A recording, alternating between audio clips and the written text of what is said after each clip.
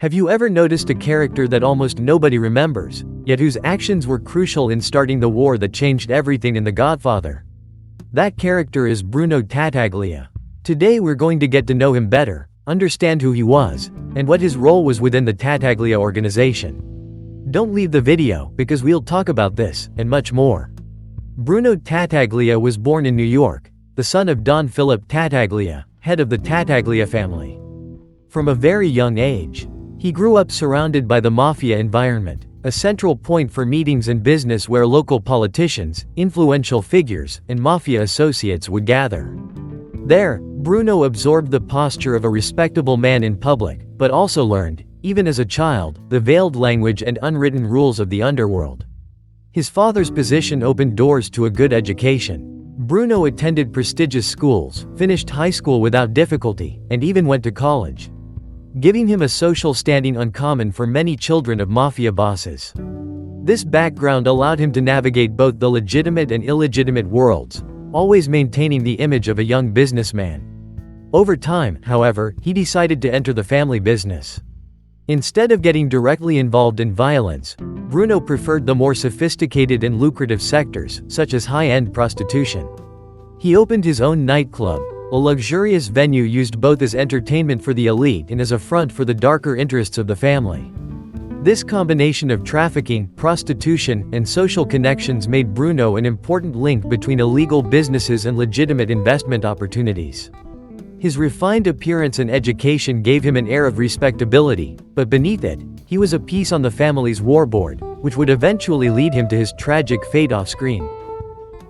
Bruno Tattaglia had a vision that, for the time, sounded daring, even audacious, by the standards of the mafia's old guard, modernizing the family business.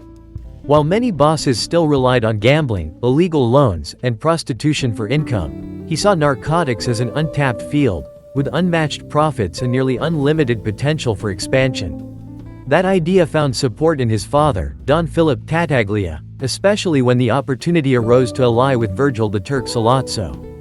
Sollozzo was no ordinary man, cold, calculating, and with solid underworld contacts. He brought not only the product but also a distribution network and the promise of a great future for any family willing to invest. For the Tattaglias, this was more than an opportunity. It was a chance to balance the scales against the greatest empire of the time, the Corleones.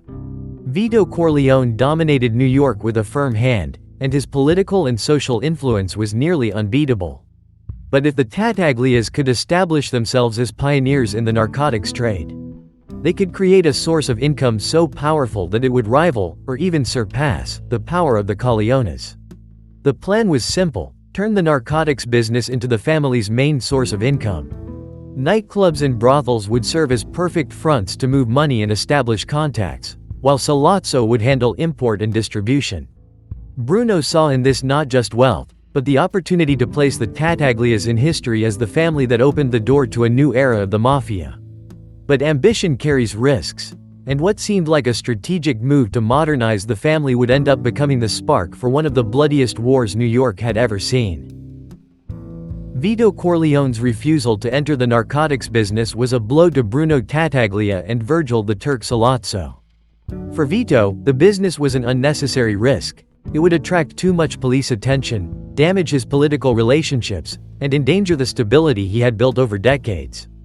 But for Bruno and Sollozzo, the refusal wasn't just a business rejection. It was an unacceptable obstacle to the modernization they had planned. They then decided to go all in, eliminate Don Corleone. The plan was bold and risky. They knew that if they failed, they would trigger a war like New York had never seen. But in their cold calculations, there was no room for error. Vito was already an elderly man, walking slowly, and that day he was accompanied only by Fredo, the weakest and least prepared son to face any dangerous situation. Moreover, the Corleone family's greatest guardian, Luca Brasi, was already out of the picture. He was brutally murdered by Sollozzo himself, who lured him into a fake meeting and strangled him, ensuring no help would arrive in time. With the path clear, Bruno and Sollozzo orchestrated the ambush with precision, men positioned, Vito's routine mapped, perfect timing. When the old Don went out to buy fruit, the shots were fired with exactitude. It seemed impossible for anyone to survive. But Vito Corleone was no ordinary man. Wounded and bleeding, he still found the strength to stay alive, sustained by an almost superhuman resilience. His survival not only frustrated Bruno and Sollozzo's plans but also sparked the inevitable revenge. Vito Corleone's survival was like lighting a fuse next to a barrel of gunpowder. Santino's Sonny Corleone, the eldest son, was known for his explosive temper, and the attack on his father was the ultimate provocation. For Sonny, it wasn't just an attack on the family, it was a personal insult, an affront to the honor and power of the Corleones. Driven by that rage, Sonny took charge of the retaliation. With the help of Salvatore Tessio, the family's veteran capo, he launched a true manhunt against those involved in the attack. Informants were activated, escape routes blocked, and every Tattaglia ally was pressured until they broke. The order was clear: put a price on the head of every responsible party. It was during this offensive that Bruno Tattaglia's fate was sealed. Tracked by Tessio's men, he was found and killed coldly and mercilessly. There was no warning or negotiation.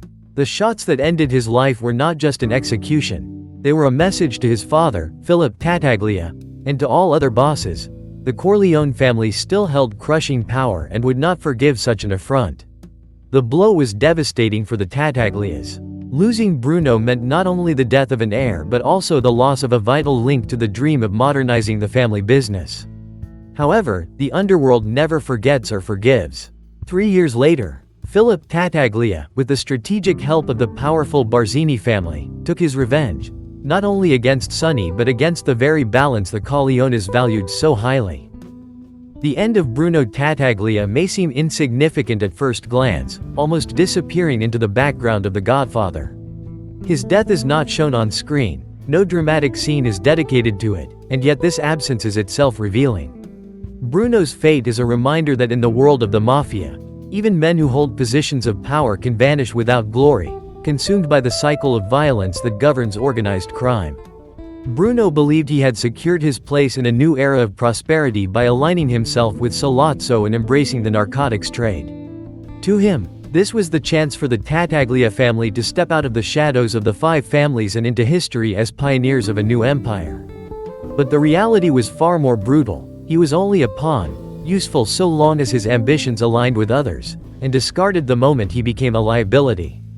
His execution, carried out quietly and without spectacle, emphasizes that within this system, no life is sacred and no position is untouchable. And now that you know the story of this character who almost went unnoticed but was key in changing the course of The Godfather, I want to know, had you noticed the importance of Bruno Tattaglia?